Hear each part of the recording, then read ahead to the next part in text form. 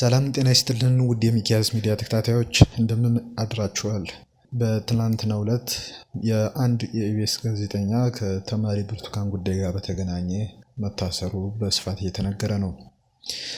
ይህ በምስሉ ላይ የምትመለከቱት ጋዜጠኛ ታሪኩ ኃይሌ የሚባል ሲሆን የብርቱካን ተመስገን ታሪክ በኢቢኤስ ቴሌቪዥን ላይ እንዲቀርብ ያደረገ ጋዜጠኛ ነው ተብሎ በፖሊስ ቁጥጥር ስር ውሏል። እርሷን ካለችበት አፈላልጎ በማምጣት ሙሉ ታሪኳን ያዘጋጀው እርሱ ሲሆን የቪዲዮ ኤዲተሮች እና ካሜራ ባለሙያዎች አሉ ተብሏል። ከታሪኩ በተጨማሪ የስቱዲዮ ማኔጀሩ አቶ ግርማ ተፈራ እና ለጊዜው ስሟን ማረጋገጥ ያልተቻለው ሴት ቪዲዮ ኤዲተር መታሰራቸውን የኢቢኤስ ጋዜጠኞች ገልጸዋል። መቼም ከእሁድ ዕለት ምሽት ጀምሮ አየሩን የተቆጣጠረው የኢቢኤሷ ብርቱካን ታሪክና የመንግስት ንዴት ነው የሚሉት ስማቸው እንዲገለጽ ያልፈለጉ የኢቢኤስ ጋዜጠኞች የብርቱካንን ታሪክ አየር ላይ ከዋለ በኋላ ያልጠበቀው ነገር በቤቱ ተከስቶበታል። ሕክምና ላይ ከርቦ ቤት የመጡት ባለቤቶቹም የሰላም አየር ሳይሆን የነገር አየር ተቀብሏቸዋል ሲሉ ገልጸዋል።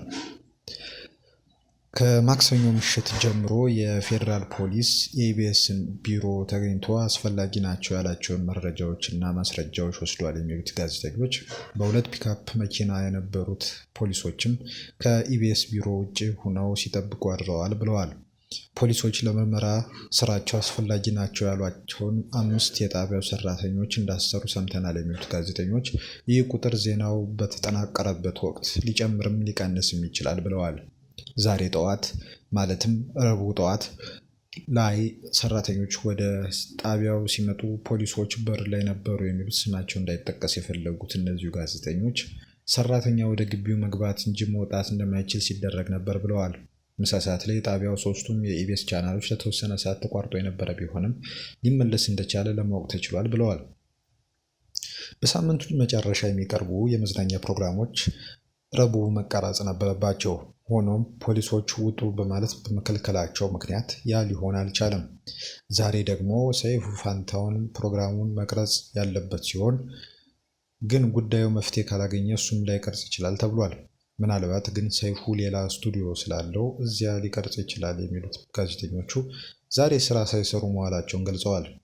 እነ ታሪኩ ኃይሌ ከመኖሪያቸው ጨምሮ ከተለያዩ ቦታዎች በደህንነቶችና በፖሊሶች ነው የተያዙት።